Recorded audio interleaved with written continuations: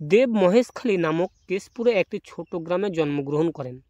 তার পিতার নাম গুরুদাস অধিকারী ও মাতার নাম মৌসুমী অধিকারী।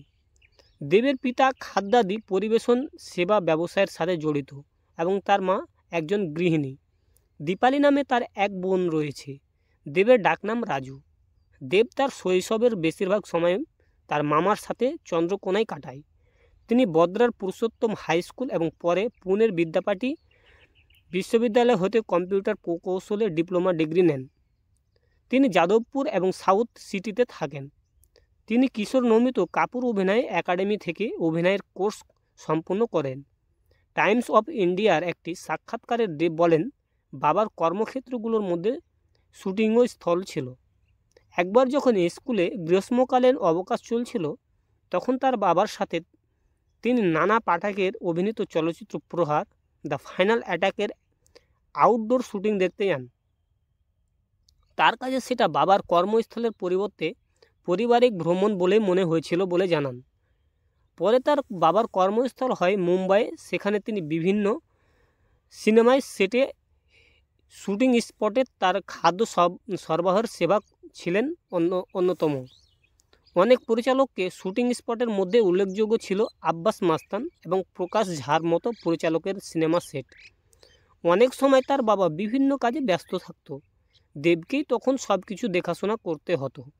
তার বাবার পরিবর্তে দেব বলেন এমনও দিন গিয়েছে যখন আমাকে প্লেট পরিষ্কার করতে হয়েছে, আবার আমাকে খাবারও সরবরাহ করতে হয়েছে।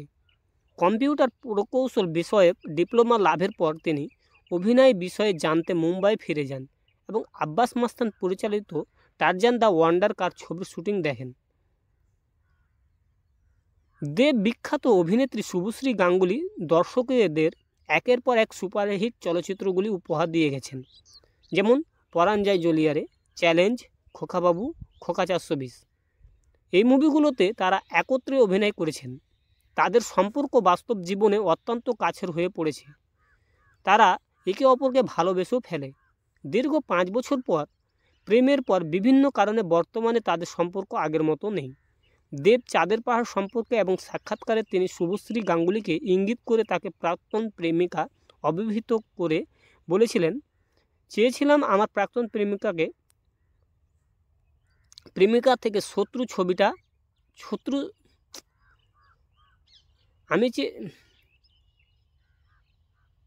গাঙ্গুলিকে ইঙ্গিত করে তাকে প্রাক্তন প্রেমিকা অভিহিত করে বলেন, চেয়েছিলাম আমার প্রাক্তন প্রেমিকা থেকে শত্রু সবাই ছবিটি দেখুক।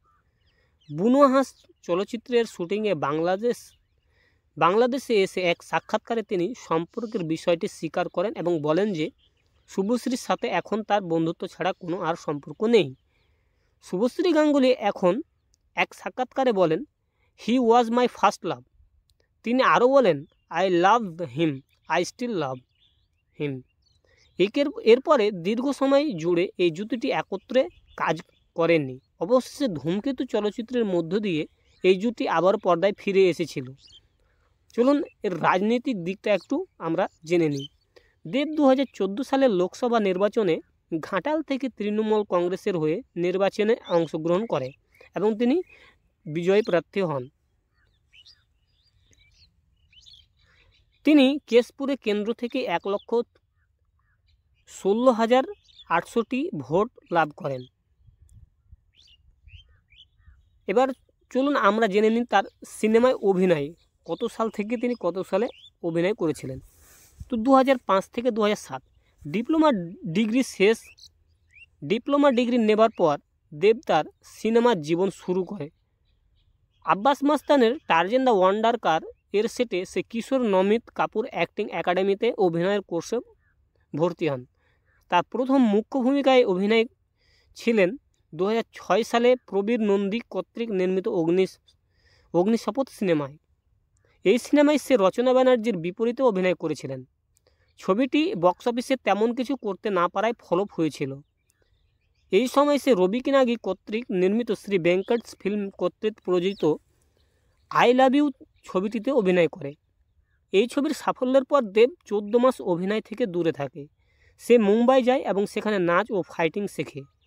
বিখ্যাত কোরিওগ্রাফার এজাজ গুলাবের কাছে।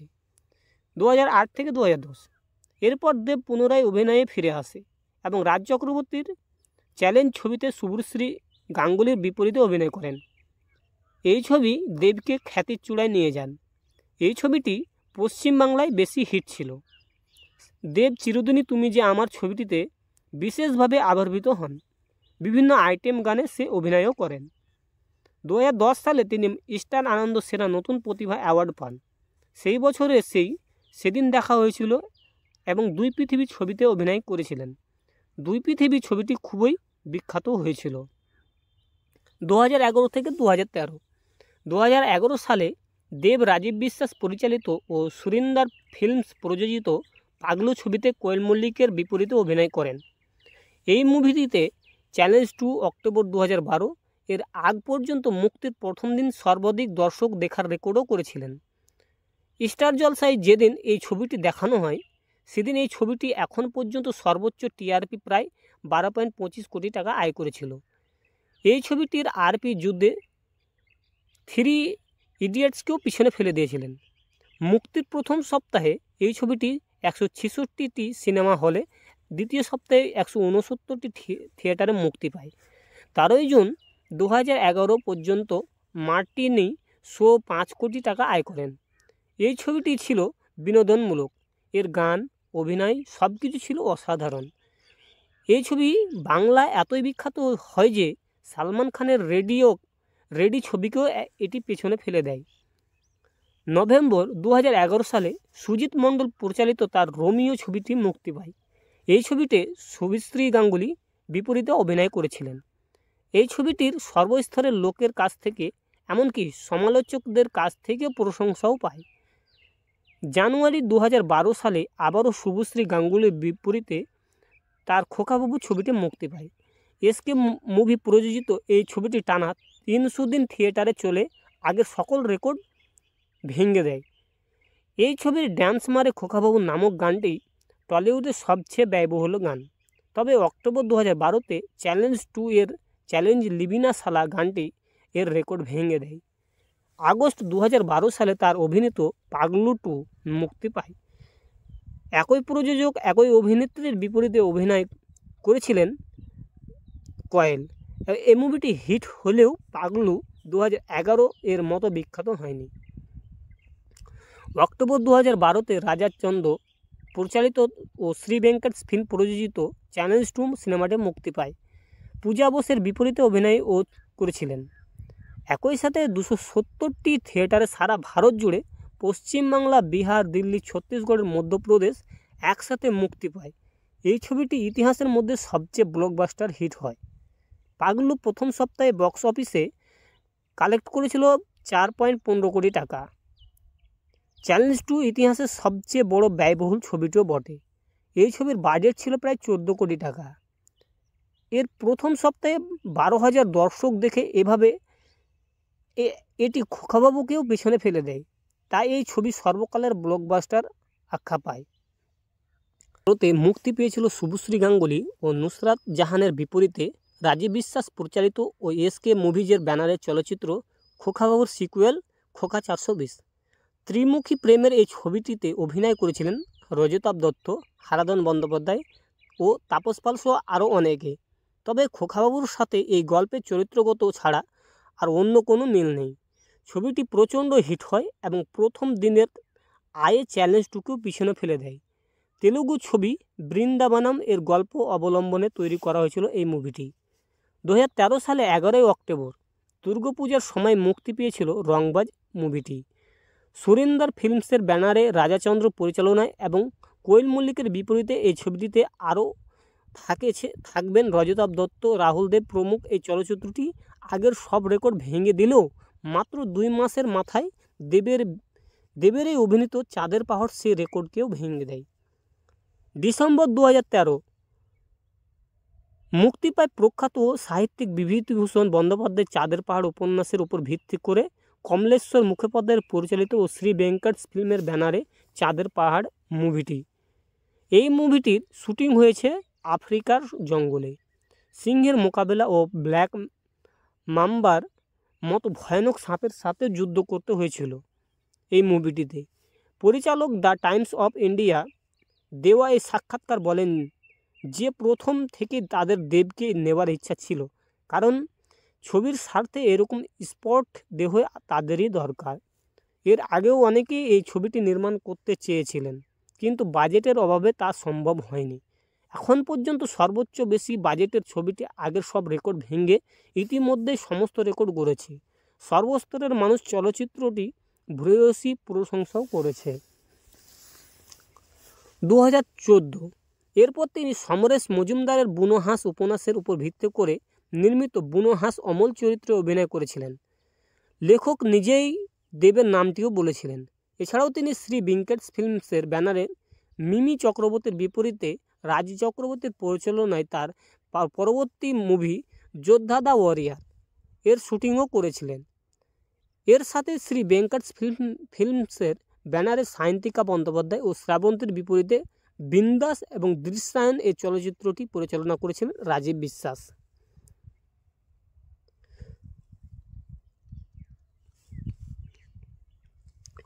2011 সালে নভেম্বরে রাজ চক্রবর্তী পরিচালিত সানন্দা টিভিতে সম্প্রচারিত ধারাবাহিক সবিনয় নিবেদন তিনি অতিথি চলচ্চিত্রে অভিনয় আবির্ভূত হন। দেব তার রোমিও চরিত্রের বহিঃপ্রকাশ ঘটান আমি রোমিও, খোকাবাবু যায়, গাল মিট্টি মিট্টি বল ও পাগলো থোড়া সা করলে রোম্যান্স গানের সাথে নাচেন।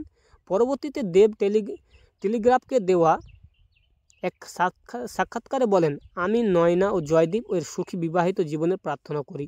পরবর্তীতে আবারও 2012 সালে মার্চ মাসে সানন্দা টিভিতে সম্প্রচারিত হোলির এক বিশেষ অনুষ্ঠানে রঙের আনন্দে তিনি আবির্ভূত হয়েছিলেন। 2010 সালে এপ্রিল এবং আবারও 2011 সালে ডিসেম্বরে তিনি মিরাক্কেল আঙ্কেল চ্যালেঞ্জের নামক জি বাংলায় প্রচারিত শুভঙ্কর চট্টোপাধ্যায়ের পরিচালিত মীর ও আফসার আলী কর্তৃক উপস্থাপনায় কৃত ও হাসির অনুষ্ঠানে অতিথি বিচারক হিসাবে আসেন। এছাড়াও তিনি দাদাগিরি সিজন 2, সিজন 4, সিজন 7 এ আসেন। তিনি ডান্স বাংলা ডান্সের প্রধান বিচারক ও কোচও হন। সেই স্থানে পূর্বে মিঠুন চক্রবর্তীও ছিলেন। দীপক অধিকারী, যার মঞ্চ নাম দেব, তার জন্ম 25শে ডিসেম্বর 1982, একজন ভারতীয় চলচ্চিত্র জগতের অভিনেতা। সেই সঙ্গে তিনি একজন প্রযোজক, সিনেমার কাহিনী লেখক এবং গায়কও বটে। সম্প্রতি তিনি রাজনীতিতে আত্মপ্রকাশ করেছিলেন। তার নিজস্ব প্রোডাকশন হাউসও রয়েছে, যার নাম দেব এন্টারটেনমেন্ট ভেঞ্চারাস প্রাইভেট লিমিটেড। তিনি টলিউডের বেশি পারিশ্রমিক নেওয়া অভিনেতাদের একজন এবং কলকাতা সিনেমার একজন অন্যতম প্রধান অভিনেতা। তিনি অগ্নিশপথ চলচ্চিত্রের মধ্য দিয়ে বাংলা চলচ্চিত্রে অভিনয় জগতে আসেন, তবে চলচ্চিত্রটি ব্যবসায়িকভাবে সফল হতে পারেনি। তারপরে I love you movie Payel সরকারের বিপরীতে অভিনয় করেছিলেন এবং এই মুভিটি সফলও হয়েছিল এবং তাকে টলিউডে স্থায়ী জায়গা করে নিতে সহায়তা করেছিলেন। তবে কোয়েল মল্লিকের সাথে প্রেমের কাহিনী চলচ্চিত্রটি তাকে রূপালী পর্দায় আরও বেশি পাকপ্রাপ্ত করে তুলেছিলেন, কিন্তু সমালোচকদের কাছ থেকে ইতিবাচক সাড়া মেলে চ্যালেঞ্জ মুভিটি দিয়ে। সেই একই সিনেমায় ভালো অভিনয়ের কারণে তিনি আনন্দলোক পুরস্কারের 2টি পুরস্কার, সেরা অভিনেতা এবং সেরা অ্যাকশন হিরো হিসাবে পুরস্কার লাভ করেন। অভিনয় ছাড়া তিনি Vivel ITC limited, royal stag, Srikon TMT bars, breakfast biscuit সব কিছুকে ব্র্যান্ডের বিজ্ঞাপন করেছিলেন। তিনি জলসা মুভিজের গ্ল্যামার ওয়ার্ল্ডের ব্র্যান্ড অ্যাম্বাসেডর আছেন। তিনি ডান্স বাংলা ডান্স সিজন 8 ক্যাপ্টেনও ছিলেন, যাতে পূর্বে মিঠুন চক্রবর্তী মহাগুরু হিসেবে ছিলেন। তিনি কলকাতার টাইমস 2013 সালের 25শে জুন আতঙ্কিত ব্যক্তিত্ব প্রথম স্থান লাভ করেন। 2014 সালে তিনি মহানায়ক অ্যাওয়ার্ড হিসাবে লাভবান হন। তো বন্ধুরা, ভিডিওটি আজকের জন্য এইটুকু। আমরা দেবের সম্বন্ধে কে কতটুকু জানি বা কে কতটুকু জানি না, যারা জানি না অবশ্যই আমরা এই ভিডিওর মধ্যে জানতে পারলাম দেবের সমস্ত কিছু জীবনের কাহিনীগুলো। ভিডিওটি ভালো লাগলে অবশ্যই লাইক করবেন, শেয়ার করবেন এবং চ্যানেলটিকে অবশ্যই সাবস্ক্রাইব করবেন এরকম নতুন ভিডিও পাওয়ার জন্য।